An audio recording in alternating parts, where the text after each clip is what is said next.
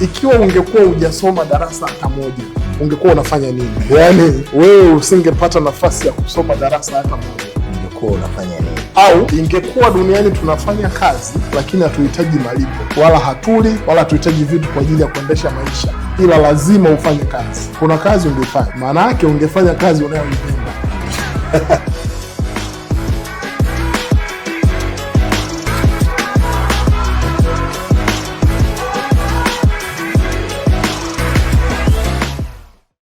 Habari ya muda huu mpendwa mtazamaji wa kipindi chetu cha Truth and Transformation Talk na Mwalimu Jasper Walala. Tunamshukuru Mungu tena tumepata nafasi ya kuwa mbele yako kwa ajili ya kuzungumza yale mambo mazuri yaliyobeba kweli, iliyobeba hekima nyingi sana za kubadilisha maisha ya kwako. Ni saa nyingine tena tumepata neema na baraka tele leo ya kuwa na mgeni wetu Mwalimu Amos Mwajonge. Na hata sitamani kwenda mbali zaidi, nimkaribisha ajitambulishe, pengine wewe umjui au mimi nimetaja vibaya majina ya kwake, na yeye naamini atakuwa na namna ya kutueleza vizuri majina yake, na itakuwa ni nzuri kwako kumsikiliza na utajua ni nani, na tutaendelea. Karibu sana mwalimu. Asante, nashukuru. Kama ambavyo umepata kusema wakati unafanya utambulisho, ndio majina yangu naitwa Amos Ibrahim Mwajonge. Ndio. Lakini maarufu kama Mwalimu Amos Mwajonge. Wananiita mwalimu kwa sababu nafundisha. Asante sana. Karibu sana kwenye Truth and Transformation. Asante. Hapa ni mahali ambapo tunazungumza kweli. Asante. Kiu yetu kubwa ni mabadiliko kwenye maisha ya watakatifu na watu wote, vijana, wa baba, wa mama, wa kaka, ili wakajue na elimu ikaingia ndani ya mioyo yao. Tupate kizazi chenye matokeo katika jamii yetu. Karibu sana kuwepo kwenye kipindi hiki. Asante, nashukuru, ila pia nakupongeza kwa jina zuri la Truth and Transformation. Sababu mimi pia napenda ukweli. Ndio. Lakini ukweli ni kitu kikubwa sana kwenye mabadiliko. Watu wengi wamechelewa kupata mabadiliko kwa sababu tu ya kutoamini kwenye ukweli. Ndio. Lakini ukiamini kwenye ukweli, basi mabadiliko ni hakika. Kwa hiyo ukisema Truth and Transformation, maana yake ni kweli ambayo inakuletea uhakika wa mabadiliko, na mabadiliko ni hakika. Asante sana. Tunafurahi sana kuwepo na wewe, naamini tutakuwa na muda mzuri wa kupata vitu vingi vizuri. Nikualike kaa kwa kutulia ili uhakikishe usipitwe hata na tone la kitakachozungumzwa mahali hapo. Umezungumza jambo moja zuri hata kabla tujaenda kwenye theme yetu ya msingi, habari ya ukweli. Tunajua jamii yetu kubwa wamefika hatua ya kutamani uongo kwa hofu ya kuogopa ukweli. Ndio. Natamani niuzungumze kitu kwenye jambo hilo. Kwenye hofu ya kuogopa ukweli, watu wamejikuta wanaufurahia uongo na wanaishi nao. Unalizungumziaje jambo hili? Mara nyingi watu wanapenda uongo ambao labda unakuta unawafariji. Wanapenda uongo ambao unawapa favor ya kitu fulani, au uongo ambao unawafanyia kitu fulani. Lakini mara nyingi shida moja ya uongo au changamoto moja ya uongo ni ngumu ku-maintain kwa muda mrefu. Ndio. Sasa unapokuja kugundua kwamba ulikuwa ni uongo, alafu ukweli unatakiwa, unajikuta umeshapoteza na muda. Sawa? Na katika vitu ambavyo hauwezi ukavirudisha nyuma ni pamoja na muda. Kwa hiyo sasa kama unatumia uongo kufanya kitu fulani, ujue uongo una gharama kubwa, na moja kati ya gharama ni pamoja na muda. Kwa hiyo uongo unaweza kukupa faraja kwa kipindi fulani, lakini gharama zake kwa baadaye ni kubwa sana.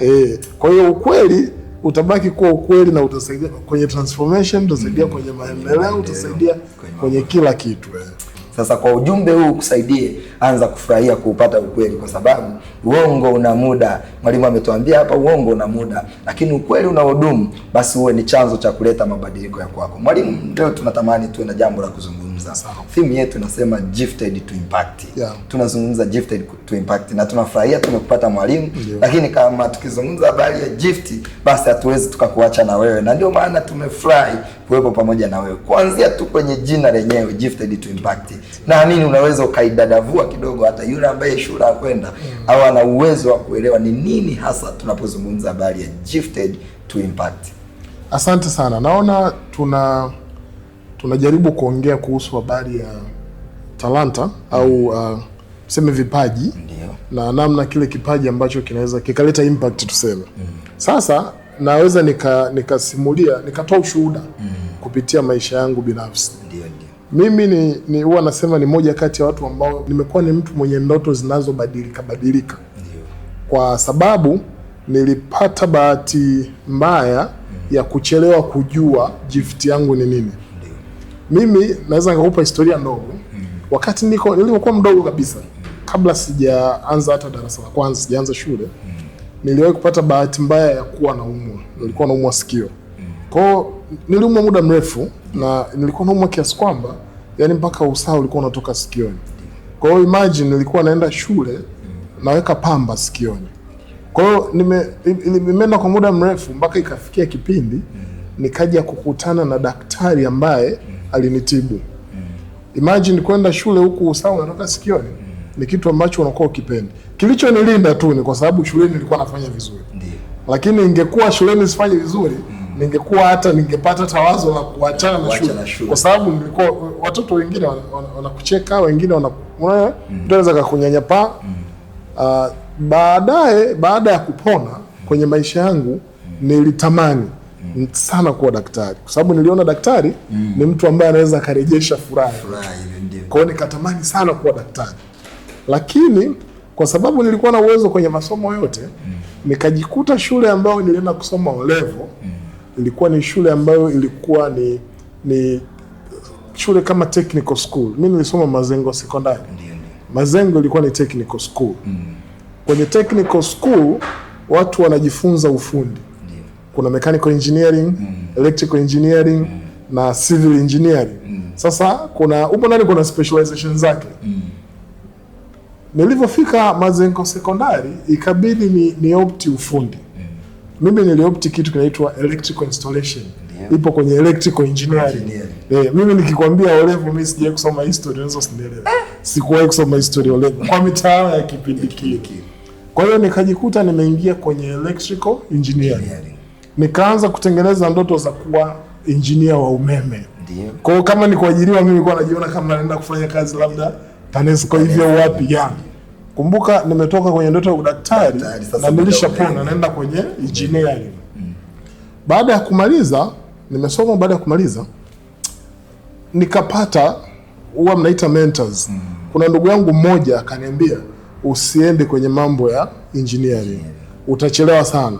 Na niliweza kumsikiliza kwa sababu yeye alikuwa na maisha mazuri sana. Yeye alikuwa ni mchumi.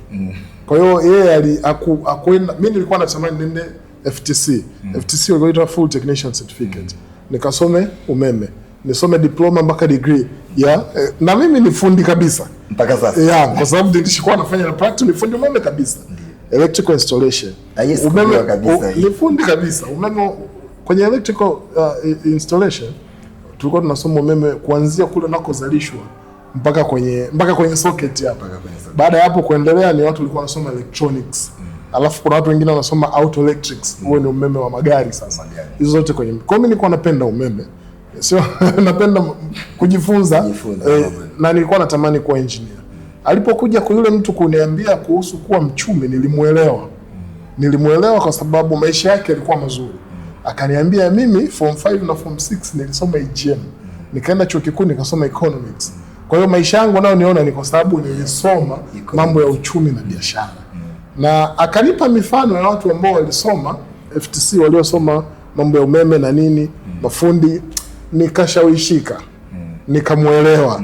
Kwa hiyo badala ya kwenda kusoma labda DIT, FTC, Full Technician Certificate, nikaenda kusoma EGM, Economics, Geography na Mathematics A-level, ili niende nikawe mchumi.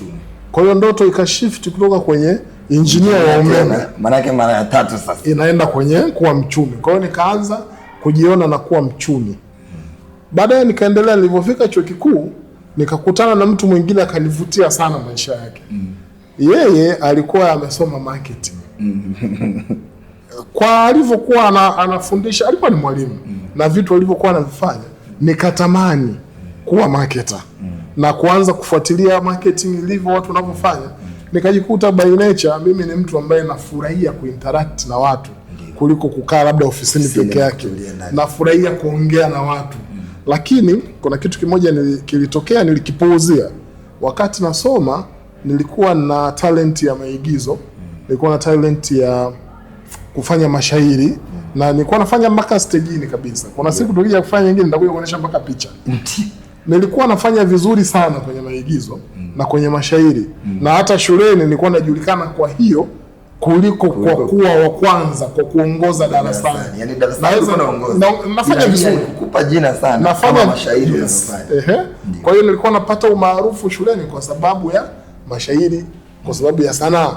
Lakini kwa sababu it was a technical school, yani ilikuwa sio kitu ambacho watu wanakiona cha maana. Kwa hiyo baada ya kuja sasa nikasoma marketing degree ya kwanza. Baada ya kumaliza marketing nikaona kabisa ni kitu fulani kilikuja, nikawa nakipenda na nilikuwa nakienjoy. Lakini kwenda kusoma degree ya pili nilisoma kitu kingine tena. Nikasoma banking and finance. Ndiyo. Nilisoma kwa sababu ilipatikana nafasi ya kwenda kusoma hiyo course. Ndiyo. Yani anayekufadhili anakuambia utabidi usome kitu fulani, kwa sababu unasoma ili yeye atumie degree yako kwa ajili ya manufaa yake. Kwa manufaa yake. Unaenda shule kwa sababu yeye ana manufaa na hiyo anayotaka wewe usogee. Kwa hiyo nikajikuta natoka kwenye marketing naenda kwenye finance and banking. Nikaanza kujiona kama banker tena. Nikaanza kujiona kama mtu wa finance. Ukatoka kwenye marketing tena. Tulitoka kwenye udaktari, tukaenda kwenye engineer, tukaja kwenye uchumi, tukaja kwenye marketing, tukafika kwenye banking. Baada ya kumaliza kusoma, ikaja nafasi, dini wa school nilikuwa nasoma, akanipa nafasi ya kuwa teaching assistant. Yani unafundisha wakati unasoma. Kwa hiyo nikaanza kufundisha chuo. Kwa hiyo nikajikuta ni mwalimu wa chuo. Kwa hiyo nimekuja kuwa mwalimu tena. Si unanielewa? There is a day, kuna siku moja katika kujifunza, mimi nilikuwa naamini katika kujifunza vitu tofauti. Kuna siku nikawa nasoma nasoma kitabu cha Miles Monroe. Ndio. Alikuwa anaongea kuhusu mambo ya gift, mambo ya talent. Na of course alikuwa anaongea kitu kizuri kwamba ikiwa ungekuwa hujasoma darasa hata moja, ungekuwa unafanya nini? Yani wewe usingepata nafasi ya kusoma darasa hata moja, ungekuwa unafanya nini? Au ingekuwa duniani tunafanya kazi lakini hatuhitaji malipo, wala hatuli, wala hatuhitaji vitu kwa ajili ya kuendesha maisha, ila lazima ufanye kazi. Kuna kazi ungefanya. Maana yake ungefanya kazi unayoipenda. Zamani mtu alikuwa anaamua kwenye jamii inayomzunguka, anaona kitu gani anapenda. Anapenda vitu mambo ya vyuma, anasema mimi nitakuwa muhunzi, nitafua chuma. Kabla hatujaletewa education system ya kukuandaa wewe kwa ajili ya manufaa ya mtu mwingine. Mwingine anaona mimi napenda kucheza ngoma, mimi nitakuwa mcheza ngoma. Umeona? Mwingine anasema anapenda yeye kufundisha, anakuwa kungwi. Mwingine anakuwa nani? Anafundisha. Sasa nikaja kujikuta hiyo miaka yote nimepita kwenye mfumo ambao sikuwahi kuwaza kama nisingepita huko ningefanya nini. Nadhani hilo swali kila mtu anajua. Yaani kama asingepita huko kote alikopita, angeambiwa tu kwamba lazima ufanye kazi, lakini unahitaji kulipwa nini? Lazima ufanye kazi. Kuna kazi ambayo angefanya. Sasa kuna mwaka 2013 mimi hapa tena natoa funzo la kumheshimu kila mtu. Unajua tutakapokuja kwenye topic ya gifted to impact. Mungu ameweka kipaji kwa kila mtu. Kuna namna za kujua namna gani una kipaji. Watu ambao wako vizuri kwenye imani, unaweza kumuomba Mungu akakuonesha. Kuna watu wanafunguliwa, kuna watu vipaji wanaletewa mpaka ndotoni. Kwamba wewe una karama fulani na lazima uitumie. Kuna sauti inatoka ndani. Kuna mwingine wakati watu wanapata ugumu wa kufanya jambo, yeye analifanya kwa wepesi. Alafu watu wanamshangaa. Lakini yeye hapati huo ugumu ambao watu wengine wanapata. Kwa hiyo obviously anakuja kujikuta hii ni karama yangu, yani hii ni kitu ambacho nimepewa na Mwenyezi Mungu. Lakini kuna wengine wanaambiwa. Kuna mtu anakuambia wewe unajua una kitu fulani na kiweza sana. Wewe unaweza ukawa huna uhakika. Yani ndio ile nilikuwa nasema, yani mindset yako haikupi kama wewe ni mtu wa kufanya hicho kitu. Mimi wakati nafundisha darasani, nafundisha masomo ya biashara. Kuna mwanafunzi mmoja alikuwa ananiambia, mwalimu, mimi nakuona wewe kama ni mtu ambaye unaweza ukaongea kitu kikasikilizwa na watu wengi. Mwanafunzi wangu aliniambia mara ya kwanza, alafu ukapita muda. Baadaye akaja tena akaniambia, mwalimu, mimi naona kuna kitu unafeli. Mimi huwa wanafunzi wangu wanawafanya ni marafiki ila tunaheshimiana. Akaambia mwalimu, naona kama kuna kitu unafeli. Kitu gani? Akaniambia naona vitu vingi unavyoviongea hapa vinawasaidia watu wachache sana. Ndio. Ilitakiwa viwe unlimited, unlimited. Ndio maana mimi wanasema mimi ni unlimited trainer. Nilipewa hiyo idea na mwanafunzi ambaye tena nikikupa hadithi ya yule mwanafunzi, ilikuwa ni mwanafunzi ambaye mahudhurio yake darasani yakuwa mazuri sana. Sasa kuna siku alipokuja kuniambia mara pili, nikamwambia lakini watu tuonani. Nilikuwa natamani tuendelee kuongea, lakini tulivyoongea akasema kuna kitu unaweza ukakifanya mwalimu, kikawa kitu kikubwa afu kikabadilisha maisha yako. Akanipa vitabu viwili, kimoja kinaitwa Brain Fitness, kingine kinaitwa Slum Poetry and Art of Spoken Word. Ni sanaa ya mazungumzo, kwamba ukiacha tu kuongea kawaida, kuna namna unaweza ukayafanya yale mazungumzo yakavutia watu, alafu watu wakajifunza wakawa transformed kupitia unachokiongea, lakini lazima kipite through media. Yeye sasa, huyo mwanafunzi alikuwa talented, yeye alikuwa anatengeneza muziki, wanaita sound producer. He was a sound producer. Kwa hiyo akaniambia, mwalimu, ukipata muda soma vitabu ujifunze, alafu ukipata muda uje studio tujaribu kurekodi mazungumzo mimi na wewe, alafu tutashare. Na kwenye kushare kipindi hicho sasa sio video, ndo WhatsApp, yani bado haijawa WhatsApp ile. Kwa hiyo akaniambia uje turekodi. Kuna siku nikapata muda, nikampigia simu, of course akaniambia iko studio, nikaenda tukaanza kurekodi. Of course nilikuwa nimejiandaa na yake niongezea vitu. Akaniambia ili hiki kitu kiende mbali inabidi tuweke vitu ambavyo vitavutia, tuweke vitu ambavyo vitamfurahisha mtu, lakini vitu ambavyo vitamfikirisha. Kwa hiyo of course tulifanya kazi, tukaandaa, nikawa natengeneza clips, short clips. Kwa hiyo zile clips tukarekodi clip kama 4. Sasa the good thing ni kwamba yeye alikuwa ni mzuri kwenye hiyo sound. Na yeye alikuwa anajua kwamba he is talented kwenye sound. Ni mwanafunzi yule alikuwa ameniacha, yeye alikuwa anajua karama yake, gift yake. Mimi sikuwa najua. Mimi nikaijulia gift kwake. Kwa hiyo akawa ananiambia, mwalimu, wewe ni mzuri kwenye hiki, mzuri kwenye kupanga maneno hivi. Umeona? Tulipojaribu kurekodi, tulipojaribu kushare kikaenda viral. Watu wakawa wanatumiana mpaka ndugu wanasikia mtu anakutumia, nimekutana hii, nimekutana. Kwa hiyo nikaona kumbe kuna kitu. Na nikaanza kuwa serious kwenye spoken word. Spoken word ni sanaa. Nikarudi kwenye sanaa. Alafu nikaona ni kitu ambacho mimi nakifanya kiurahisi sana, lakini watu wanakuwa impressed sana. Alafu watu wengine wanashindwa kukifanya. Lakini kuna mtu ameshaniambia una karama. Na watu wengi wakawa wanasema, umeongea maneno ambayo yameniokoa kabisa. Umeongea maneno ambayo yamenitia moyo kabisa. Alafu ikaja ile dhana ya kujiunlimit, kwamba kitu ambacho nilikuwa nasubiri mpaka nikafundisha wanafunzi 30 kikawa ni kitu ambacho kinaenda kwa yani bila mipaka, kinaenda. The good thing, mimi wasiachi kumtaja huyo sound producer. Sasa hivi ni sound producer maarufu sana, anaitwa John Kimambo. Kimambo ni sound producer, katengeneza muziki mingi ya Bongo Flava na tengeneza nyimbo za Simba, za Yanga. Ni mtu ambaye naweza nikasema katika watu ambao waligundua talent yangu pamoja na yeye. So nilivyogundua gift yangu, nilipoanza kufanya, ndo nikaanza kujulikana kwa watu wengi na kuwa na impact na kusaidia watu. Kuna siku mimi mtu amewahi kunipigia simu, ananiambia, uliongea neno ambalo lilirudisha ndoa yangu iliyokuwa inavunjika kabisa, na alinitumia pesa kwenye simu. Ndio wakati naanza kufanya kutumia ile karama, sikuwahi kuwaza kupata pesa, wala sikuwahi kuwaza kwamba watu watanijua. Ila nilikuwa nawaza kuna mtu mmoja tu, mimi nilikuwa namwandalia mtu mmoja tu atakayesikiliza, na nilikuwa naamini atakuwepo. Kwa hiyo huyo mtu mmoja alitokea. Kwa hiyo siku zimezidi kwenda, wanazidi kutokea, wanatokea, ndo wanakuwa viewers, ndo wanakuwa followers, subscribers. Na impact imekuwa kubwa sana. baada ya hiyo transformation, baada ya kujua sasa karama yangu ni nini.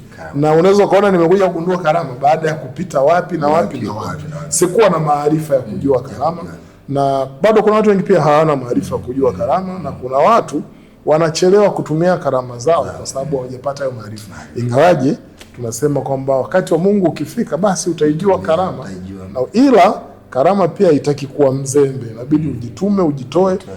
Ila kama unajua asili ya binadamu tuliumbwa, ukifanya kitu kizuri, ukimsaidia mtu, unatakiwa ujisikie vizuri. Si nikupe mfano. Wewe ni mchungaji, lakini ushai kuona, unafuatilia na maisha mengine nani? Kabisa. Umeshai kuona kuna mtu alikuwa analalamika, bwana sisi huku makanisani hatupendani. Mtu anaweza kaenda kwenye ibada akaondoka na gari lake apakie watu, ila walevi wanapendana sana. Si ndio? Kabisa. Mlevi anaweza kaa na hela akamnunulia bia mtu amjui. Amjui kabisa. Kwamba hebu mpe na wote waliofika. Wape wote waliofika.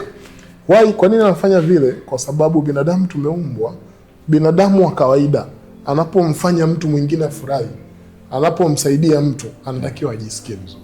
Ndio. Kwa hiyo baada ya kuona hiki ninachokifanya, mimi nakifanya kwa urahisi na ninajisikia vizuri na ninakipenda, na watu wanajisikia vizuri na kinawasaidia, hapo ndo nikaona utukufu wa Mungu. Wow. Na ndipo gifted to impact inatokea. Aisee, mwalimu, Mungu akubariki sana, umetupitisha kwenye mambo mengi. Na jambo moja nililojifunza na nikapenda, kumbe usione umechelewa, wala hakuna kuchelewa. Inawezekana unaona umri umeenda, lakini ukapata nafasi huko kwenye umri ulioenda, ukabadilisha na ukapata kitu kizuri kabisa. Mwalimu, umezungumza kitu kizuri kwamba kila mtu kuna kitu yuko nacho ambacho kinaweza kikamsaidia kwenye kufanikisha maisha pasina profession. Ndio mwalimu, umezungumza hilo jambo. Maandiko matakatifu sisi tunaofundisha neno la Mungu yanatuambia kila mmoja kuna neema aliyopewa. Efeso 4:7 anazungumza kila mmoja kuna neema aliyopewa kwa kadri ya karama za Mungu. Kila mmoja kuna neema aliyopewa. Asante sana mwalimu kwa kumuonyesha mtu kwamba inawezekana kuna kitu nacho na muda si kitu. Yaani muda si kitu, kwamba kwa huo muda alipita maeneo zaidi ya 4 lakini bado akapata kile kilicho cha kwake. Na mimi ninapata swali hapa mwalimu. Kwa haraka nimesikia wewe sasa hivi ni marketer, lakini wewe sasa hivi ni mwalimu. Unapata wapi nafasi na muda wa kufanya hivi vitu vyote?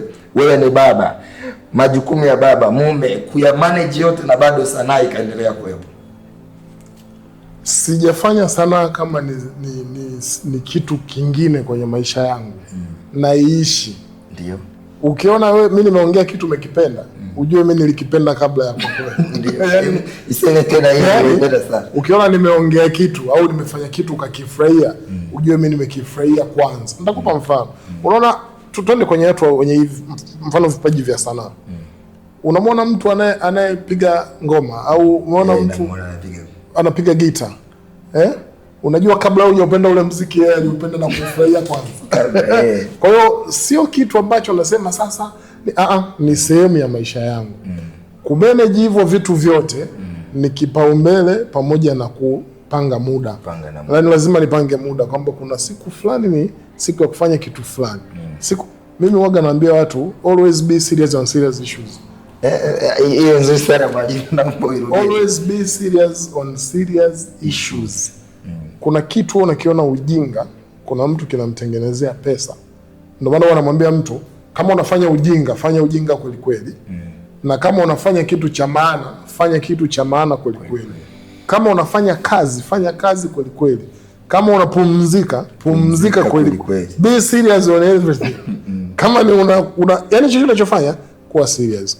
Mimi kwa sababu na vicombine, naweza nikavifanya vyote. Kwa hiyo mimi naweza nikaenda kufanya kitu serious, nikapata content. Naweza nikaenda kutembea, nikaandika shairi wakati natembea. Naweza nikaenda kanisani, nikapiga story, au nikafanya kitu cha kuenjoy. Simuelewa? Lakini inapokuja, lazima unapotengeneza ratiba ya kufanya hiki na hiki na hiki, mimi vipaumbele huwa yani na set vipaumbele vinakaribiana. Kwamba kila kitu nakiwa kama kipaumbele. Lakini kuna kipindi inanilazimu nifanye hiki, ndio nije nifanye hiki na hiki na hiki. Ila kuna kipindi na vicombine vyote. Kwa hiyo sisemi kwamba nina maisha alafu nina kitu kingine. Hapana. Viko pamoja. Lakini hata na kesho na mimi naweza nikaongeza au nikafanya na kingine. Kwa sababu bado naendelea kujifunza, napenda kujifunza, napenda kufundisha. Asante sana. Be serious on serious issues. Sio kila kitu ni serious issue, lakini hakikisha serious issue unakuwa serious. Na asante sana mwalimu. Naendelea kutuambia vitu vizuri ambavyo vinaelekea kutusaidia kabisa kabisa. Mimi mwenyewe nimeanza kupata vitu hapa.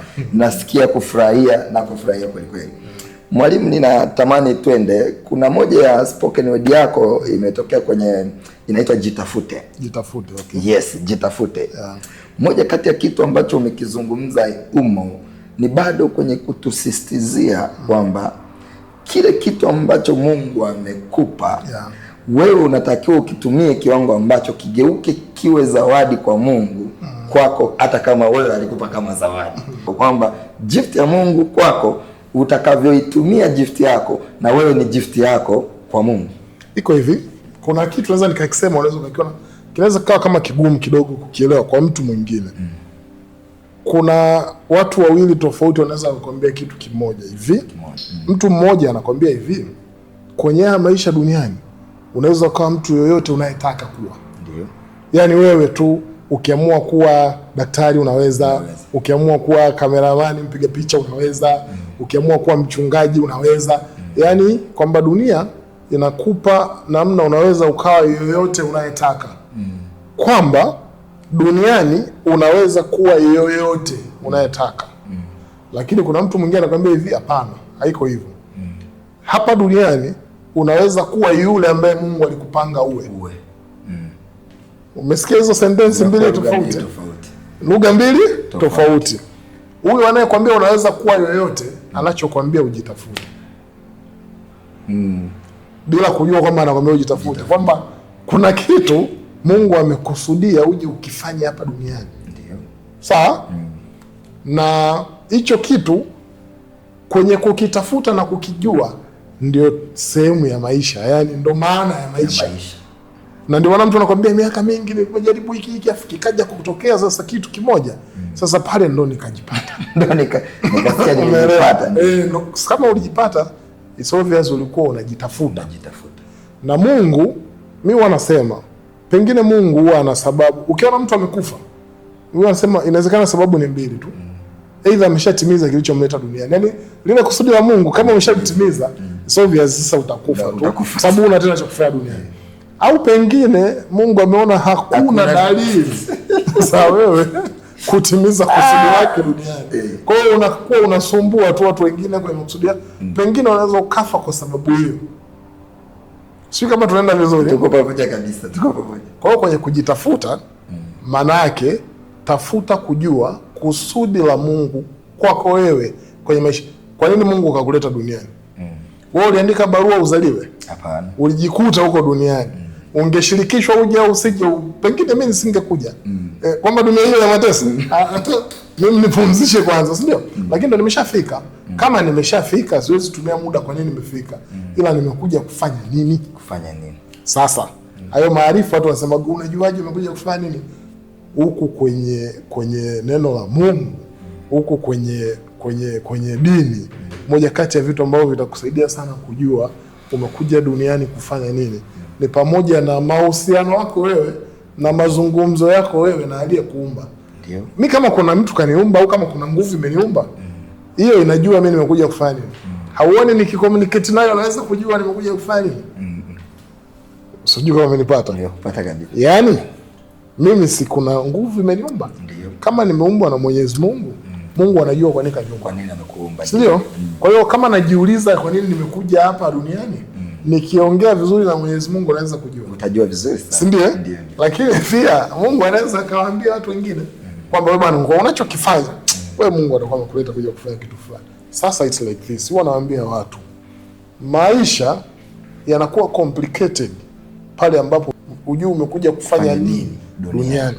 Maisha yanakuwa very complicated kama hujui umekuja kufanya nini duniani, na muda mwingi wa maisha yako utaona kama maisha yako hayana maana. Utaona kama maisha yako ni mateso na kuteseka. Kwa sababu hujui hapa duniani niko kwa ajili ya nini. Kwa ajili ya nini. Na ili ujue, it's obvious lazima upate hayo maarifa. Kupitia kwa nani? Kwa watu, kwa vitu, vitabu, kujifunza asubuhi, mchana, jioni, lakini rahisi zaidi kupitia kwa Mungu wako. Mimi huwa nasema, umeona ile hadithi nilikupa yote? Ndio. Huwa naita the story of my unconventional education. Nimesoma elimu rasmi la kwanza mpaka la 7, form 1 mpaka form 4, form 5, form 6, chuo kikuu. Hiyo ni conventional education. Ni elimu rasmi. Alafu nimekuja kuona utukufu wa Mungu kwenye elimu isiyo rasmi. Sijui umenipata? Kwa hiyo kuna unconventional education. Kwa hiyo kwenye kujitafuta. Na sasa hivi tumefika pabaya kwa sababu watu wanapita kwenye mfumo rasmi afu hawajipati. Kwa sababu huo mfumo rasmi sio njia nzuri sana ya kujua kwamba wewe umekuja kufanya nini. Huo ni mfumo rasmi ulioandaliwa. Kuna watu wachache ambao unawafavor. Nafikiri ni watu wenye linguistic intelligence na mathematical intelligence. Kuna mtu mmoja aliandika kitabu kinaitwa Frames of Mind, anaitwa Professor Howard Gardner. Kuna theory yake inaitwa Gardner's Theory of Multiple Intelligence. Anakuambia binadamu, mtu yote huwa anakuwa na multiple intelligence. Anapokuwa mtu anapozaliwa anakuwa na more than 13 types of intelligences. Lakini huo mfumo rasmi wa elimu kuanzia chini unawaendeleza watu kwenye only aina mbili za intelligence ambazo ni logical, ambayo ni mathematical na linguistic intelligence. Ukikuta mtu ana hicho kipawa shuleni anakuwa anafanya vizuri sana. Sawa, lakini kuna wengine hawana. Shuleni anaonekana mjinga kwa sababu hana linguistic intelligence, hana logical intelligence, lakini ana bodily kinesthetic intelligence. Akienda kucheza sarakasi pale, unampa hela, una-enjoy. Ana spatial intelligence, akitengeneza video, una-enjoy, lakini la kwanza mpaka la 7 hajafundishwa kutengeneza video. Kwa hiyo kuna unconventional education ina maajabu, nawaambia watu. Unconventional education ina maajabu. Ndio hiyo ni rahisi sana kujitafuta kwa wenyewe. Unajitafutaje? Ukianza kuona kitu unakifanya hata kama upati pesa au ulipwi, ila unakipenda. Kuna mtu mwingine anapata pesa kupitia kitu hicho ambacho unakifanya kama unakipenda tu. Kuna mtu mwingine analeta impact hata kama upati pesa, ila analeta impact kupitia kitu hicho ambacho issue tu ni kwamba yule ameshajua kwamba kumbe mimi hii ndio talanta yangu. Na ameamua kuchukua gharama za talanta. Kila talanta ili ilete impact kuna gharama. Sasa watu wengi wanazikwepa gharama. Na ukizikwepa gharama, maana yake hautakuja kuleta impact wala hautakuja kuleta transformation, na pengine unaweza usijue hata kama una gharama. Alafu utakuja kushangaa tu siku Israeli anakuchukua maana hauoneshi dalili mpaka siku ya kuondoka duniani hujawahi kujua nimekuja kufanya nini duniani. Asante sana mwalimu, umezungumza vitu vingi vizuri na kwa kweli unaendelea kutusaidia na kutuweka katika mazingira ya kupanua ufikra zetu na kutupa vitu vizuri. Biblia inasimulia story moja ya mtu mmoja anaitwa Naamani. Huyu alikuwa ni jemedari wa vita. Huyu jamaa alipata ukoma wa muda mrefu pamoja na uwezo wake mkubwa wa vita. Siku moja wakiwa wameenda vitani, akawa amemchukua mtumwa mmoja, alikuwa ni binti wa kazi.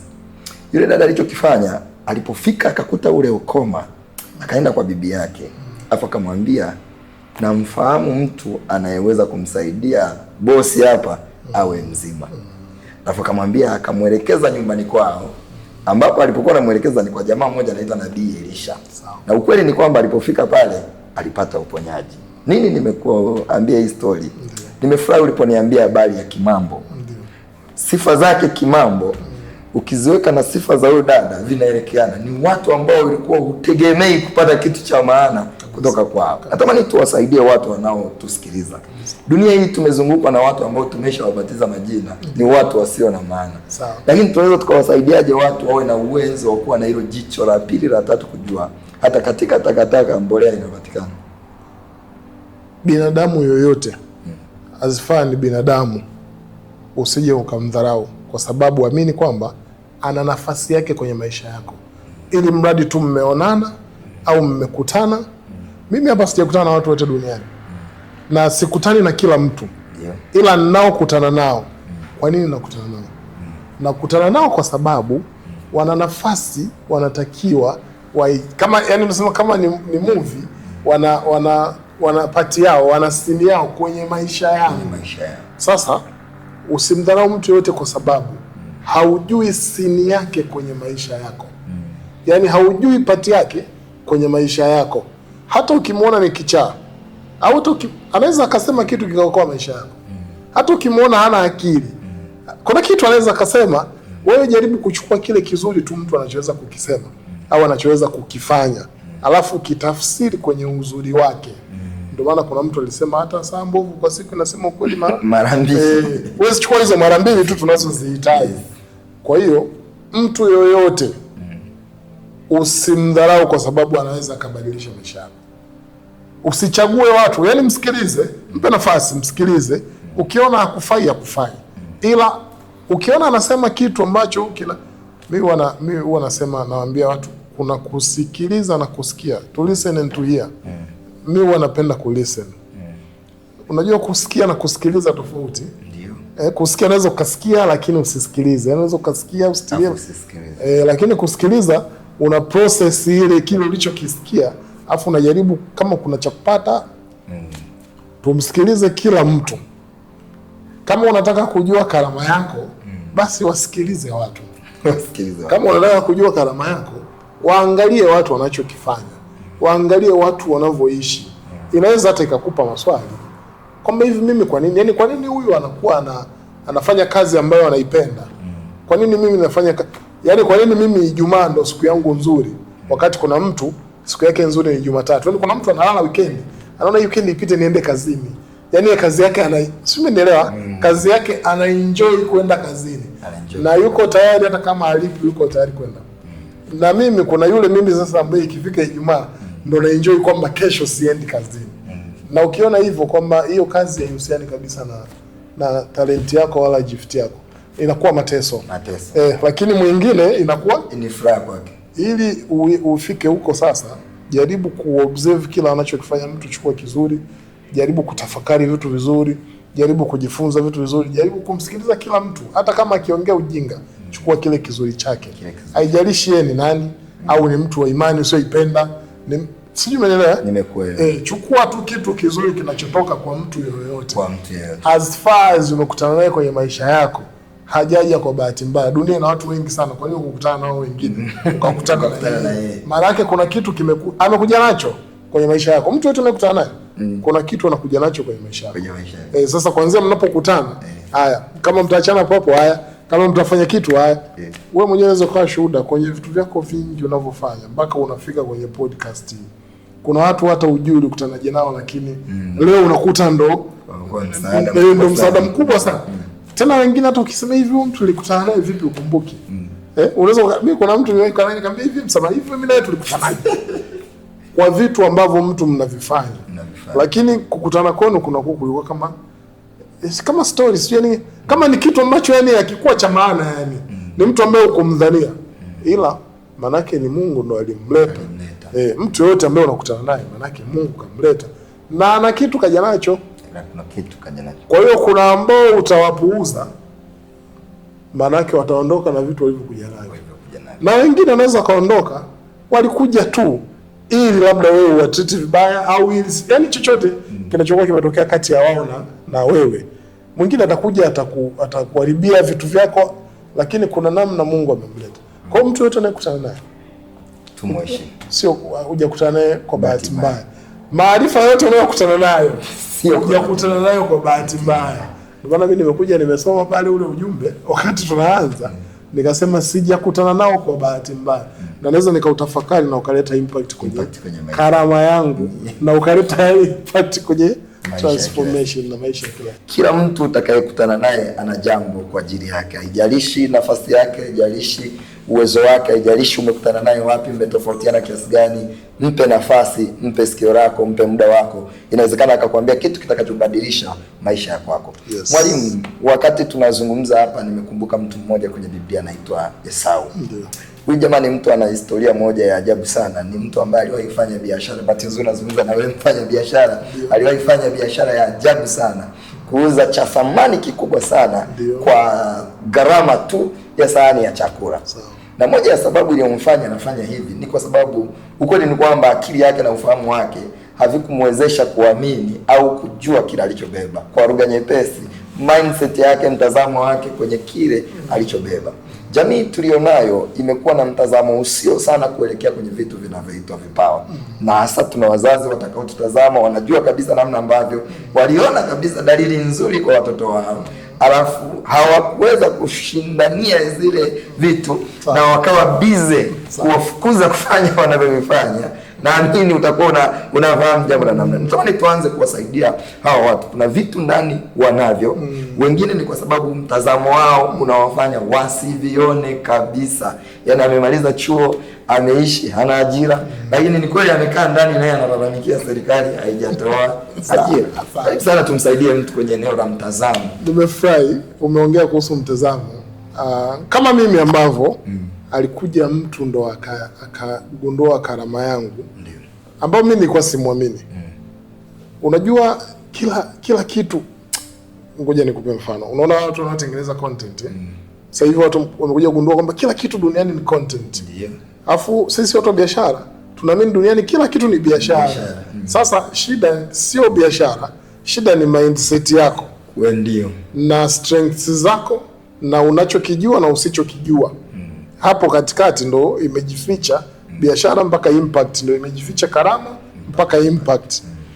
Tukiongea kuhusu mindset, kuna kisa kimoja cha mtu ambaye alikuwa ana uwezo mkubwa wa kufanya biashara, lakini mindset yake alikuwa hajioni kama mfanya biashara. Kuna hadithi ya ombaomba mmoja, alikuwa anachukua kopo lake lile ambalo watu wanampa hela, akaenda kuliweka karibu na stesheni ya treni. Kwa hiyo alikuwa ni ombaomba amezoeleka na muda mrefu. Yeye ni ombaomba na watu wanamjua wao yuko pale station. Kwa hiyo ameomba kwa muda mrefu sana. Watu wakija wenye nacho wanampa, ambao hawana wanampita, wenye nacho wanampa. Ikawa ndio shughuli yake, yeye ni ombaomba. Kuna siku moja kwenye kazi yake hiyo ya kuombaomba akakutana na kitu cha tofauti kidogo. Alikuja mfanya biashara ambaye anaenda kupanda treni. Alipofika akamwambia, naomba nisaidie baba. Akamwambia nikusaidie. Akamwambia tuongee kidogo. Nadhani nikiongea naweza nikakusaidia. Wewe umeomba kwa muda gani? Yaani hapa wewe umekaa unaomba kwa muda gani? Maana nimekuona mara nyingi, muda mrefu nimekuona. Akasema nimeomba muda mrefu, sina uwezo wa kufanya chochote, naomba tu msaada. Akamwambia sasa wewe si ombaomba, mimi ni mfanya biashara. Mimi naamini kwenye kitu kinaitwa exchange. Mfanya biashara siwezi kutoa hela yangu nikakupa, alafu wewe usinipe kitu. Kwa hiyo mimi nikikupa hela wewe utanipa nini? Na ikiwa wewe unapewa tu hautoi, unadhani bado una haki ya kupokea bila kutoa? Yaani unaona kabisa imekaa sawa. Yaani wewe unapewaga, wewe unapewa, ila wewe hujawahi kutoa. Unadhani ni kitu kimekaa vizuri? Akamwambia sasa sikiliza. Mimi ungekuwa na cha kunipa na mimi ningekupa. Kwa sababu I'm a businessman. Ila ukiondoka katafakari maneno yangu. Siwezi kukupa wewe mpaka uwe na cha kunipa. Ndiyo. Akaondoka yule mfanyabiashara. Yule bwana ameomba kwa muda mrefu sana, amekuwa omba kwa muda mrefu. Hakuwahi kukutana na mtu anamwambia maneno kama hayo. Amezoea tu mtu kama hana hampi, anaenda. Mtu kama anacho anampa. Sasa alivyorudi nyumbani, yale maneno yakawa yanamrudia kichwani. Hivi yule bwana alikuwa anazungumza. Kwa nini yani alikuwa anazungumza kitu gani? Na kwa nini, ndio maana nilikwambia hapa, mtu yote anayeongea yani huwezi kujua kwa nini Mungu kamleta. Yule bwana akatafakari. Kesho yake hakwenda kuomba. Kwa sababu alikuwa anaona ila kweli mimi sije kumpa mtu kitu, napataje haki ya kuendelea kupokea tu. Na nimepewa muda mrefu. Huyu mpaka kaniambia hivi amenichoka. Watanichoka mwisho nitakuwa sipewi tena. Basi alipokuwa anakaa njia ya kwenda stesheni, kuna sehemu kulikuwa kuna maua. Akakumbuka hivi, kuna sehemu kuna maua mazuri. Huwa anayapita anaenda stesheni. Akasema nitajaribu kitu. Nikiwa naenda nitachuma maua. Nikimwomba mtu akinipa nampa ua. Nione hiyo exchange aliyonifundisha. Nione itakuwaje. Na kweli akapita akachuma. Huwa alikuwa ni maua mazuri. Alikuwa anayaona tu, yeye anapita naenda. Akachukua yale maua kwa sababu ameshaambiwa kuna kitu cha kutoa. Akaenda na yale maua. Sasa alivyoenda na maua, naomba msaada, mtu anamsaidia anampa ua. La nini? Utapelekea mtu huko unakoenda, mtu unayempenda utampelekea huko unakoenda. Sasa akaanza kuona maajabu. Unaona mtu anaona ua umetoa pale yule ombaomba. Ukimpa ile ombaomba anakupa ua. Kweli watu wanaenda anampa ua. Sasa alikuwa mwingine anatoa shilingi 20, mwingine 5000, mwingine yeye anasema ukimpa chochote anakupa ua. Kwa Kwa hiyo akafanya hivyo, akajaribu, akaona amepewa sana siku hiyo. Kwa hiyo kesho yake akaenda kuchukua maua tena. Kwa hiyo akawa anachukua maua, mtu akimpa anampa. Siku nyingine mfanyabiashara akaja akamkuta. Kaambia, rafiki yangu vipi? Leo una cha kunipa. Kwa hiyo nikupe shilingi ngapi unipe? Akasema, mimi ukinipa chochote nakupa ua. Kaambia, sikiliza, uwezi ukatoa ua kwa chochote. Hebu sema watu wakupe shilingi ngapi utoe ua. Alafu sikiliza, kuanzia leo ushakuwa mfanyabiashara. Yaani wewe ndio unauza maua. Wewe uombi tena. Wewe unaona unashangaa eti kwamba baada ya kuwa na maua watu wanakupa sana, si wanakupa sana. Yaani wewe unauza maua. Kwa hiyo hapa tengeneza bei, tafuta na maua mazuri zaidi. Yule bwana akaondoka. Yule ombaomba akacheka, yaani akaona hiyo, unajua kweli mimi ni muuza maua. Na alikuwa mindset yake hakuwa na hicho kitu. Yeye alikuwa anajua yeye bado anaomba. Yeye bado ni ombaomba. Kwa hiyo ndio ikaja akili ya kuanza kutafuta maua mazuri, kutafuta maua ambayo yana harufu nzuri, yanavutia. Ndio akawa mfanya biashara wa maua wa pale stesheni. Baadaye biashara ikawa kubwa, akaanza mpaka usafiri na yeye anaenda kuchukua maua ya kuwauzia watu wengine. There was a day akaja kukutana tena na yule mfanya biashara. Akamwambia, ndugu yangu, katika watu ambao sina cha kuwapa hapa duniani ni wewe. Ulinifanya nitoke kwenye maisha ya kuombaomba. Sasa hivi na mimi ni tajiri kama wewe. Sasa niambie, unataka nikufanyie nini? Akamwambia, mimi sina macho. Mimi kama nilikwambia hivyo, nilikwambia ni fact, ila sijui kwa nini Mungu aliniambia nikwambie hivyo. Kama nimekusaidia ndio impact yenyewe. Nimekumbuka hiyo hadithi kwa sababu ya issue ya mindset. Kwa hiyo mtu yoyote anaweza akakufanya akaboost ile karama yako. Huyo ombaomba alikuwa ni mfanyabiashara. Kumshawishi mtu akupe kitu bila kumpa kitu ni ngumu kuliko kufanya exchange. Maana kazi ya ombaomba ilikuwa ni ngumu kuliko kazi ya kubadilishana kwa maua. Kwa hiyo alikuwa anaweza kitu kigumu. Unaona alivyochukua maua kilivyokuwa chepesi kabisa. Kwa hiyo maana yake alikuwa anaweza communicate na mtu mpaka akampa. Kitendo cha kumwambia mtu naomba msaada, vipi ukimwambia nauza maua? Kipi ni chepesi zaidi? Kwa hiyo the guy was a businessman, alikuwa ni mfanyabiashara kabisa. Lakini yeye kichwani kwake alikuwa anajua yeye ni ombaomba. Sasa leo tunao watu ambao ni wana karama na wanaweza lakini hawajapata tu kitu cha kumboost au aweze kuanza kukifanya. Hiyo ni mindset. Sasa sio lazima mpaka mtu aje, wakati kuna watu ambao mindset wamechange, wamebadilisha wenyewe tu. Umekaa mtaa ambao maji yanasumbua, si unawaza tu hivi, shida ya watu nikiwauzia maji yao, mimi kwa nini siuze maji? Basi unaanza kuuza. Iko mifano mingi ya watu ambao walibadilisha mindset, wakabadilisha maisha yao. Mimi nimefundisha chuo kikuu miaka kadhaa. Nilikuwa kwa mwaka nakutana na wanafunzi wangapi? 40 mpaka 100. Ndio darasa ambalo nimepewa nikafundisha. Lakini kumbe nilivyokuja kubadilisha mindset, naweza sasa hivi nikafundisha watu 100,000. Sio kwamba mpaka wamekaa pale, mpaka wamejikusanya pale. Sio lazima nifundishe biashara peke yake.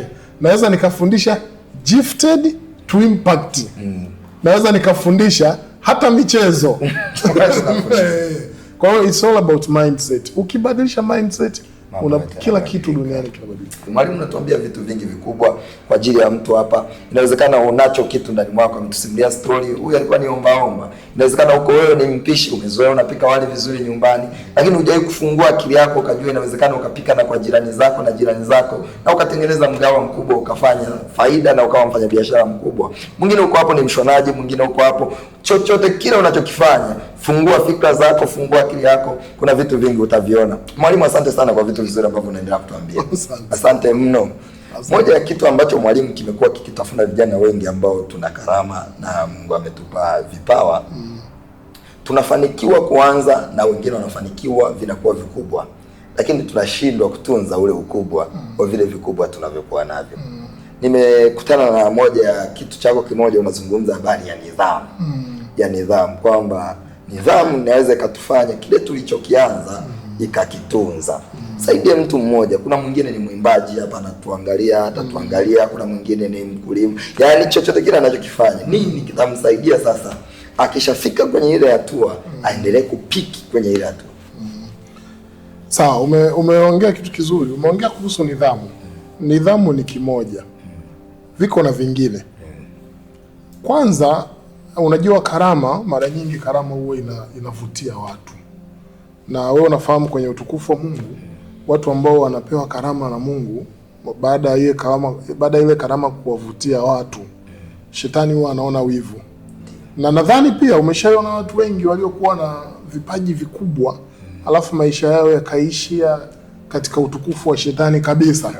Baada ya kushindwa kujua kwamba kuna vita itakuja kutoka kwa shetani, kwa sababu shetani hapendi utukufu wa Mungu anavyotukuzwa kwa kupitia karama.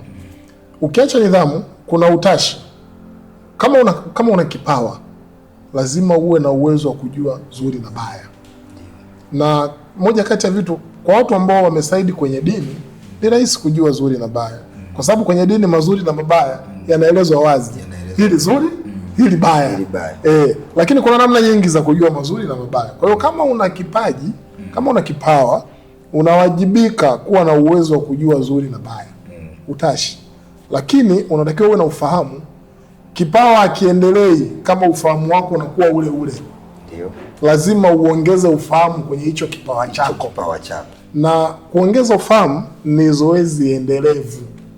Ndio.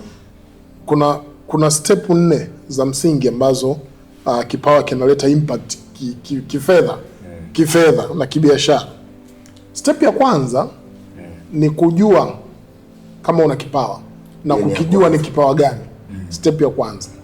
Step ya pili ni kukiendeleza kile kipawa. Lazima ukiendeleze. Kwa sababu ngoja nikupe mfano. Wewe unapenda mpira. Uniambia unapenda mpira. Wao wachezaji mpira wa timu ya taifa wanaowaona, kuna mchezaji pale amefundishwa na makocha 60. Anacheza timu ya Simba au timu ya Yanga. Timu kama Yanga kwa mwaka wanakuja makocha 3, mchezaji yuko pale. Imagine tangu alivyoanza kucheza mpira wa kufundishwa na kocha. Amefundishwa na makocha wangapi mpaka amefika pale. Lakini wakati anagundulika ana kipawa, pengine wenzake walimuona anacheza vizuri kuliko wengine, anacheza kirahisi kuliko wengine, wakaona na kipaji. Lakini kile kipawa kwa nini kinaendelea? Kinaendelea kwa sababu ya continuous training. Yani unajua kuna watu wanasema kuna teaching na coaching. Teaching unaweza kumfundisha mtu akaenda kufanya wewe hata haupo. Ila coaching, unaona kocha wa mpira anafundisha mpaka dakika 90. Yupo. Anafundisha kabla mechi haijaanza. Siku kadhaa kabla anafundisha. Filamu inapopigwa na mwamuzi anafundisha mpaka dakika 90. Anafundisha. Karama yoyote, kipaji chochote kinataka hivyo. Yaani ule ufahamu, development ya kile kipaji ni jambo linaloendelea mpaka wewe unakufa. Kwa siku ukiacha kuendelea, kukiendeleza kwa kujifunza kufanya nini, kipawa kinakufa. Wapo watu wamekufa kwa sababu waliacha kubadilika, waliacha kuendelea. Sasa hivi una kipawa, teknolojia zinakuja, inabidi na wewe ujifunze ndio kitaendelea. Na wapo watu wamesustain mpaka kesho kwa sababu wanaendelea kujifunza, kubadilika kulingana na nimekwambia hiyo hatua ya pili. Hatua ya tatu ni kukitangaza kile kipawa. Kuna watu wameishia hapo, yani mtu alikijua akakiendeleza afu kukitangaza anashindwa. Kukitangaza kipawa kuna gharama zake. Una kipawa, watu wanajuaje una kipawa? Si ndio? Unazungumza vizuri. Rafiki yangu mmoja akasema fanya kitu kizuri lakini hakikisha unamwambia wewe ndio uliyekifanya. Of course. Una kipawa, unaendaje Mwanza kuwaambia watu una kipawa? Unaendaje kukifanya hicho? Kuna watu wamewahi kuingia gharama, mtu amewahi kuuza kitu. Wewe ukisikiza hadithi za watu waliofanikiwa kwenye vipawa, kuna watu wamefanya sacrifice, wameingia gharama kubwa ili kukitimiza tu kile kipawa. Kuna watu wamefanya vitu vigumu sana ili kukitimiza kile kipawa. Kwa sababu kipawa lazima kitangazwe. Kwenye kutangaza kipawa lazima gharama, sacrifice zitaingia, na ndo watu wajue una kipawa. Alafu hatua ya mwisho ndo hayo labda mafanikio ya kifedha, kujulikana. Hizo ni hatua.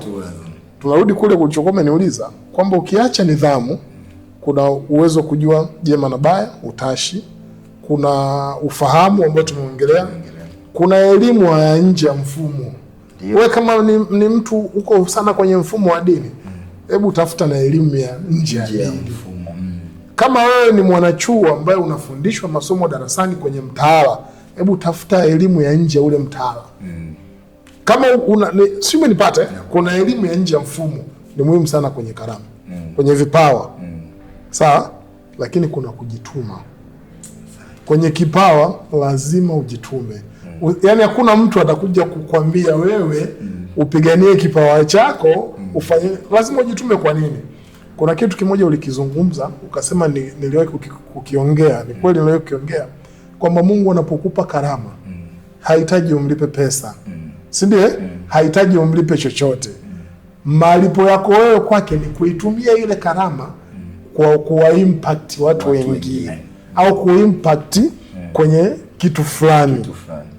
Sio, tunaenda vizuri? Kwa hiyo unakuja kukuta kujituma kwenye karama au kwenye kipawa ni kitu ambacho sio chaguo, aliepukiki.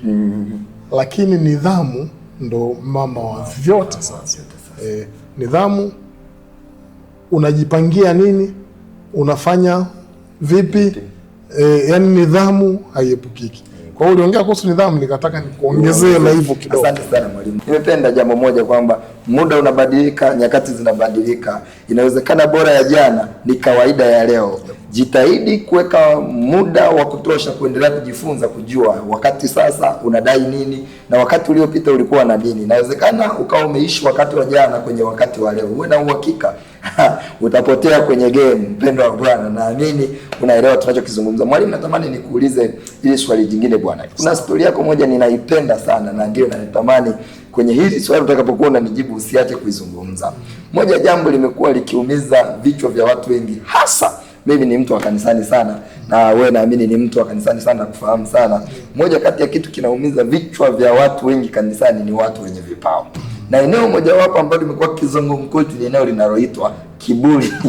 Kiburi limekuwa ni kipengele. Watu wengi sana wanapata nafasi kwa sababu ya vipawa wanavyopewa, wanapata kweli kujulikana, kufahamika, umuhimu wao unatambulika, lakini hicho kitu kimegeuka tena sio msaada, badala yake imekuwa ni fimbo ya kuwachapia watu wengine. Maandiko yanatufundisha sisi tunaosoma kwamba kabla ya anguko utangulia kiburi. Karibu sana mwalimu, wasaidie watu wengine. Kuna mtu inawezekana kwa kujua ama kwa kutojua kameanza kunyanyuka, na usije ukaacha ile story yangu pendwa ya mpiga kinanda.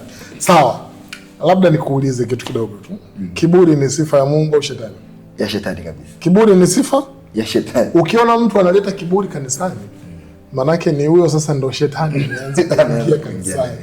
Ukiona mtu analeta kiburi kwa sababu ya kipawa, hiyo ni shetani sasa anaanza kutumia kile kipawa au anaingia kwenye kile kipawa.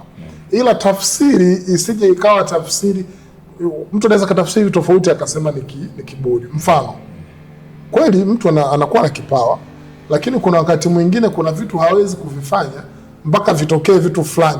Anaweza akakwambia bana, mimi nilifanya kitu fulani, kinahitajika kitu fulani na fulani. Usije ukasema ana kiburi kwa sababu wewe umeshindwa kuvifanya alivyokuambia. Ila kiburi kweli, kuna watu wakianza kuinuka wanakuwa na kiburi. Umenikumbusha story ya mpiga kinanda. Wewe unaifahamu labda kwa watazamaji labda ambao wafahamu, naweza nikairudia. Kuna mwalimu ameongea kuhusu story ya mpiga kinanda. Kuna kanisa moja, kulikuwa kuna mpiga kinanda maarufu wa lile kanisa. Yule mpiga kinanda wa lile kanisa ilikuwa kila ibada ndo anamtegemea yeye kupiga kinanda, mpiga kinanda. Sasa kuna siku baada ya yeye kuwa amepiga kinanda muda mrefu, akaanza kuingia kiburi. Baada ya kuona kwamba bila mimi ibada haiwezi kwenda kwa sababu haikai vizuri, hakuna mtu anayepiga kinanda. Sasa kuna siku viongozi wa kanisa wakati wanataka kuingia kanisani, mchungaji na wale wahudumu wanataka kuingia kanisani, inabidi ianze wimbo wa tenzi ndo watu waingie kanisani. Sasa mpiga kinanda, wakati mchungaji anataka kuingia kanisani, mpiga kinanda alikuwa nje anaongea na simu.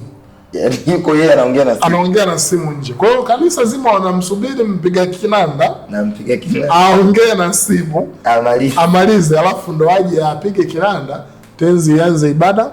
Kuna muumini mwingine alikuwa kanisani, akaona mbona mchungaji na viongozi wa kanisa wasimama pale waingie ndani. Kuja kuuliza, anaambiwa tunamsubiri mpiga kinanda. Akamwambia mchungaji, wewe hapa hatuanzi bana kwa sababu piga kinanda anaongea na simu. Akaenda akakaa kwenye kinanda. Akamwambia mchungaji, mimi ninakupiga kinanda nyingi. Mchungaji akashangaa, mtu alienda kukaa kwenye kinanda, akaanza kupiga kinanda, na alivyoanza ikaonekana anapiga vizuri. Mchungaji akaona aingie na msafara wake, wakaingia mpaka ndani, wakakuta kinanda kimepigwa vizuri kuliko ilivyokuwa kawaida. Na yule mpiga kinanda alipokuwa anaongea na simu, aliposikia kinanda kinapigwa, naye akaanza kushangaa. Kuja kuangalia pale amekaa mtu anapiga kinanda, ikabidi asubiri.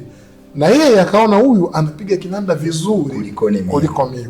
Kwa hiyo yule mtu alipopiga kile kinanda, mchungaji alipoingia akamwambia, na kuomba utapiga mpaka ibada unaweza? Akasema naweza vizuri kabisa.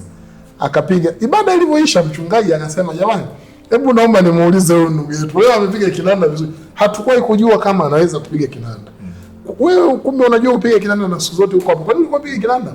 Akasema, mchungaji, mimi niliheshimu kwa sababu kuna mtu alikuwa anapiga kinanda, ila mimi mwenyewe nimefundishwa kupiga kinanda na mke wangu. Yaani mke wangu ni mpiga kinanda mzuri kuliko mimi. Na yeye yuko wapi mke wake? Mke wake yuko kanisani, naye akainuka. Mchungaji akasema, jamani, mtu yote ambaye anaweza kupiga kinanda, hebu tunaomba na yeye. Maana zao inaonekana. Kwa hiyo siku ile wakasimama wapiga kinanda kama 10. Wote wanaweza kupiga kinanda. Kwa hiyo kile kiburi alichokuwa nacho yule mpiga kinanda kilimletea aibu. Kwamba watu walikuwa wanampa heshima kwa sababu ya karama yake. Lakini kuna watu wengine wana hicho kipawa na wana huo uwezo. Lakini yeye alipewa hiyo nafasi. Mungu alitaka kumpa nafasi ya kumuonesha, kumfanya awe yeye ni mpiga kinanda. Maana yake ni nini? Kwenye kila karama unayokuwa nayo, utakapoleta kiburi, Mungu anamuinua mtu mwingine. Iko hivyo. Kwenye kila unachokifanya, wako wanaofanya bora na wanafanya zaidi ya kwako. Mungu akusaidie, weka ndani mwako unyenyekevu utakao kusaidia kuhakikisha kinakuwa na matokeo chanya na sio kuwaumiza wengine, ila kiwafurahisha na kuwanufaisha wengine. Mpendwa Bwana, tunaendelea kupata vitu vizuri kutoka kwa mwalimu. Naamini unaendelea kujifunza kabisa. Hizi hekima sio za kawaida sana. Ningetamani ukiweza andika na pembeni ili usipitwe kabisa, kwa sababu vitu hivi ni vizuri sana. Mwalimu, natamani tuwasaidie watu. Umezungumza sana habari ya kuendelea kujifunza. Kuendelea kujifunza. Ukweli ni kwamba dunia inabadilika. Yaliyokuwa ya jana sio ya leo. Zamani tulikuwa tuna zile picha unapiga kwanza unapata nega, baadaye unatoka pale ndio itanuliwe ije kuwa picha kubwa. Lakini maisha sasa yamebadilika. Tuna changamoto pia ya watu ambao inawezekana bado ni hapo kwenye kiburi, watu kufikiri wao ndio mwisho. Yaani kwenye kipaji chake yeye anafikiri sasa mjini, yaani kama ni Dodoma basi mimi ndo top. Kwa hiyo badala ya mimi nijifunze, wengine waje wajifunze kwangu. Tumsaidie na huyo mtu hapa, atakuwa pengine anatusikiza. Wengine wako maofisini, wana vyeo, wanaamini kwa vile yeye ana cheo ni mkubwa, basi yeye ni mwisho, hakuna mwingine ambaye atakuwepo nyuma yake kumsaidia. Natamani umsaidie mtu wa namna hii. Mtu wa namna hiyo anachoweza kuwa nacho ni ujinga. Yaani kuwa na kiburi au si kufanya. Yaani kuamini kwamba wewe ndio wewe. Hii dunia wamepita watu wakubwa kuliko wewe. Wamepita watu walifanya vitu vikubwa sana kuliko wewe. Lakini leo wako wapi? Yaani kama wewe Mungu amekuweka pale, amekuweka kwa sababu ya watu wengine, ili uwasaidie, ili uoneshe utukufu wake. Sio ili uwakandamize, ili uwaonee, ili uwanyanyase, hapana. Mungu anakuweka kwa ajili ya utukufu wake. Kwa hiyo yani inatakiwa watu walipate tumaini la Mungu kupitia kwako wewe. Kwa hiyo ukiona mtu anaenda hivyo, anaenda kinyume na hivyo, ndio hicho mimi nasema naweza nikakiita ni ujinga. By the way, maisha yana pande mbili. Wakati wewe uko ofisini unanyanyasa watu, umevaa suti, kesho inaweza ikawa ni shuka la hospitali. Au wakati huo kuna mtu alikuwa kama yuko hospitali. Hicho pia ni kiburi cha uzima tunasema. Yaani kuna walishapita watu wamefanya vitu kama hivyo. Walishapita watu wakubwa kuliko wewe. Yaani na wameandikwa, wamebaki kwenye majina, wamebaki kwenye makaratasi, lakini hawapo tena. Sasa wewe baada ya kuondoka unaandikwa nini kwenye makaratasi? Unatamkwa vipi na watakao baki? Utatamkwaje? Kwa sababu tunaamini wewe utaendelea kuishi hata utakapokufa. Utaishije sasa? Ili uendelee kuishi watu wakaona walioandikwa huwa wanakuwa kwenye waliofanya mambo ya hovyo sana na waliofanya vitu vizuri sana. Kaa kwenye upande wa kufanya vitu vizuri sana. kwa sababu unapofanya kitu kizuri hata wewe mimi huwa naambia watu, hii dunia ingekuwa pepo. Mimi huwa naamini yani kama tungekubaliana tukae tuongee dunia nzima, hatutaji kufa ndio tuende peponi. Yani hapa panaharibika kwa sababu sio ya watu wote. Yani mimi ningepewa nafasi, kuna watu ni watoe wabaki wengine. Unajua pangekuwa pazuri sana kuishi hapa duniani. Ningechomoa tu. Kuna watu wangechomoka. Sawa, wapo kwa sababu maalum, lakini kama kila mtu atafanya wema na kitu kizuri, dunia itazidi kuwa sehemu nzuri zaidi ya kuishi. Yani kama hao wajinga, mimi nasema ni wajinga, au wanaovimba, wanaokuwa sio na kiburi, sio au mimi nasema ni wajinga. Kwa hiyo hao wajinga kama watapungua, basi dunia itakuwa sehemu nzuri sana ya kuishi. Ila kwa nini wanafanya hivyo? Kwa sababu hawafikirii kwamba kuna watu walikuwa wakubwa kuliko wao. Kuna watu walikuwa wana madaraka kuliko wao, ambao leo hawana tena madaraka. Unaweza kaa leo unajidai kwa sababu ni kijana, una nguvu, umesoma, lakini kuna wazee wapo walisoma kuliko wewe. Sasa hivi maisha yao kila siku mpaka anywe dawa, wewe unywe hata dawa, lakini na wewe pia ndio unakoelekea. Kwa hiyo kutenda mema ni swala la kujitambua. Na washauri na naomba wafanye vitu vizuri, ili duniani hapa tusio tuna sababu ya kusubiri tufe ndio tukaishi maisha mema. Bado unayo nafasi kuhakikisha unatumia muda huu na muda mzuri kumhakikishia mwingine kwamba wapo bado wanaweza kutenda mema. Na mimi nikuombe wewe mwenye nafasi, kipawa na kila chochote kile ambacho Mungu amekubalikia kukupa, hakikisha unakuwa wa kwanza kuhakikisha unatuaminisha duniani kwamba wema bado wapo na wewe unaweza ukawa miongoni kuthibitisha wao wema. Mwalimu, kubarikiwe sana. Asante sana kwa elimu kubwa ambayo umetupa, na tunakualika, ninaamini ujumbe huu utapata nafasi ya kutazama. Hakikisha una share na kwa mwenzako ili apate kuona hichi ambacho umekiona. Upendo wa Mungu na upendo mzuri ni kumtakia mwenzako mema. Maandiko yanatufundisha kwamba mjue sana Mungu ili uwe na amani, na hizi ndio hekima ambazo Mungu anatupa kupitia mwalimu ili na sisi tuzipate. Upendo wa kweli msaidie na mwenzako azipate hizi. Kwa hiyo hakikisha una subscribe, hakikisha una share, hakikisha unamuonyesha na mwenzako ili hichi kitu ambacho umekipata kutoka kwa mwalimu na kila mmoja akipate. Mwalimu, natamani watu watakaotamani kukupata wanakupataje? Napatikana kwenye mitandao yote ya kijamii kwa jina la Amos Mujonge, kwenye YouTube, kwenye TikTok, kwenye Instagram, kwenye Facebook. Mitandao yote napatikana kwa jina la Amos Mujonge. Utaziona content zangu mule, na kama unataka kuwasiliana na mimi unaweza ukanidia mtu, alafu tutachat, na email iko pale pia. Asante sana mwalimu. Unatamani kutupata zaidi, unatamani kucomment pengine kwa swali ama namna yoyote ile, pengine una ushauri kwa namna ambavyo vipindi vyetu vinaweza vikawa bora zaidi, basi utatumia namba hii kwa ajili ya mawasiliano 0756272301. Narudia tena 0756272301. Mungu akubariki sana, Mungu akuwezeshe sana. Endelea kubadilika kwa ajili ya hii kweli, ili uendelee kuwa na viwango vikubwa katika maisha haya tunayoishi. Mungu akubariki. Amen.